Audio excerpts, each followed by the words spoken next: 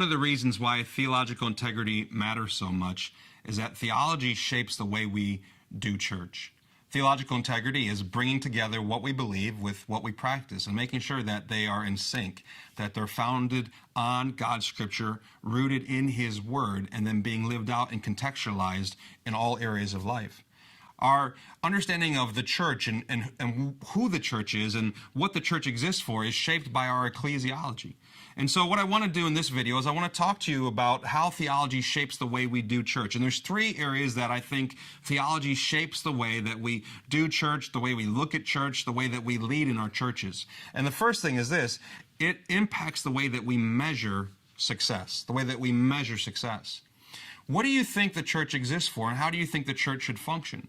Some churches have maybe a more attractional model, where they try to have the best show in town, they try to have the best music, they try to run the greatest programs, and they're always trying to get people to come to them. Then there are other churches on the other end of the spectrum who would be considered to be more missional churches. They're less about the gathering environment, and they're more about it being a people who scatter. They're more about going out into the community and serving and living on mission and being where people are. It's not my responsibility in this video to tell you which is right, which is wrong. There's value in both of those things. But do you have a theology that informs the way that your church functions on that spectrum? How do you measure success? Is success measured by how attractional your services are, how excellent things are, or is the health of your church measured by how missional you are? Another example is, how do you measure preaching on Sunday mornings? Is it by how people feel when the sermon is done? Is it how motivated they are to go live differently? Is a successful sermon one that gives people 3 steps to be a better dad, to be a better worker, to be a better Christian? Do you tend to be more interested in motivational talks? Or is it a gospel preaching environment where you're lifting up Christ so that He can be adored and seen, and that in seeing Christ, the hearts of the audience can be changed? Now, your theology really informs where you land on that conversation about preaching and how you measure success. Do you measure success primarily by how many people you assimilate into your church? And by assimilation, I mean people who visit and then you get them into some sort of a program so that eventually they can be serving on a team, which is a great goal and a wonderful thing to measure. But what matters most, assimilation or discipleship? And I'm not saying that those things are opposed to each other, and I'm not saying that you can't have both. But it is possible that if assimilation is the only thing you measure, you're actually missing out on something. When we look in Scripture, I think we see that volunteering in a ministry is not necessarily what it means to be a fully formed disciple of Christ. It can be part of it, but it isn't all of it. And so how does our theology inform the way that we measure the spiritual health of the people inside our own church? How about this? What does our theology tell us about how we should measure the success of our pastors? In some churches, a pastor is successful if he does all the ministry and he's always at everybody's house, and he's always at every hospital bed, and he's the only one who does all the ministry, and he's the only one who preaches, or she's the only one that does all the ministry. Or, according to Ephesians 4:12, is the role of the pastor to equip the saints for the work of ministry. That's two very different scoreboards. On one scoreboard, is the pastor doing enough? Is his ministry effective enough? And do people like him? And on the other scoreboard, is he raising up leaders? Is she developing people around her that can come behind her and do the work that she's doing and handing things off to other people? These are different things that you're measuring. I'll give you one more example of how theology informs the way we measure success in the local church. Missions. In some churches, they've had a successful mission year if they've sent people all over the country on different trips. And certainly that's a wonderful thing and a great experience for many. But they may not be living daily on mission in their community.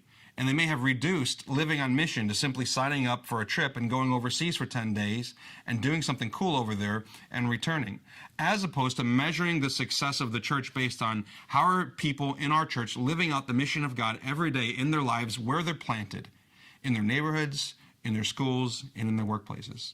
So theology informs how we measure success. Second thing, theology informs how we navigate tensions. And I think as leaders and pastors, we know that there's certain tensions. How about this tension? The tension between gospel declaration and gospel demonstration. One might be sort of a traditional evangelistic gospel presentation, and the other one might be meeting the needs in the community, or some people would call it the social gospel. And so you have churches who are navigating this tension. Are we a gospel declaration church? Are we a gospel demonstration church? And how do we bring those two together? And we need a theological foundation for what the gospel is, but also how the gospel works itself out in our lives. We need to understand the whole counsel of Scripture to see places where God's prophets speak up about social injustices and God's prophets encourage people in exile to work for the good of the city where they're at.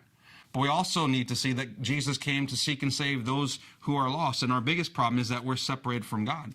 So it's not one or the other, it's both, of course. But if we don't have the theological underpinnings for these conversations, then it quickly becomes a conversation just about preference.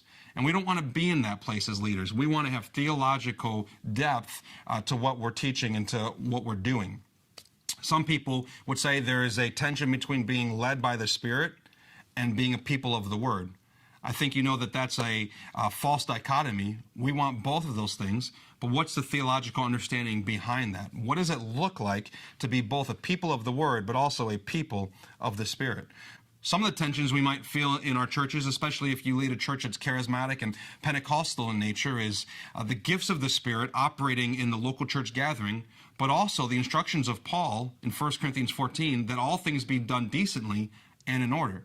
That's a real tension. How do you navigate that, creating space for the Spirit to move in a way that Paul fully expected it to happen when the church at Corinth gathered, but also doing it in a way that is decent and in order, and according to Paul's own instructions, has the outsider's perspective in mind?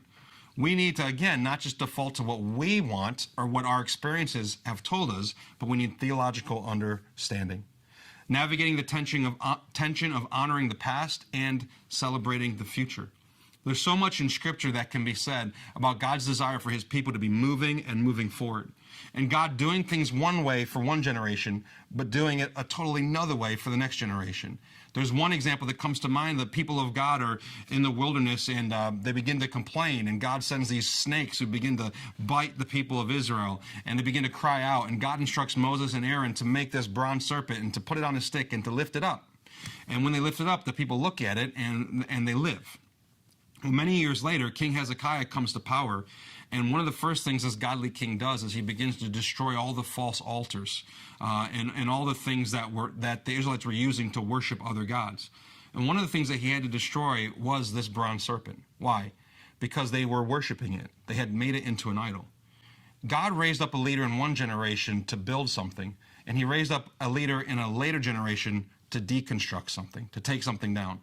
Another way of looking at it is this. What God used as a tool of freedom and deliverance for one generation became a source of bondage for a future generation. Why? Because they fell in love with not God, but with what He used to meet a need. And sometimes we do this as leaders. We fall in love with what used to be in such a way that it hinders our ability to move forward and serve the church and serve the community and accomplish our mission. How about the tension between being worshipers in the singing time, but worshipers for the rest of our lives? We need to have good language. Otherwise, the people in our church are going to think that worshiping is something we do for 25 to 30 minutes every Sunday morning, and the rest of our lives is something else. We need the theological understanding to say, yes, worship is this, but it's so much more than that. Our theology in our churches, it informs how we measure success, how we navigate tensions, and lastly, how we make decisions. What do we say yes to as a church? What do we say no to? And does it fit in with our ecclesiology? There's so many good ideas out there. There's so many great organizations that aren't the church that do really important things. But what is the church called to do? And how will we know what to say yes to and what to say no to if we don't have significant theological convictions about who the church is? We need a well-shaped ecclesiology so that we can have understanding of why we exist, what it looks like to be God's people on His mission for His glory, and then also to understand what does that look like today, right now, in the place that God has placed me and our church family.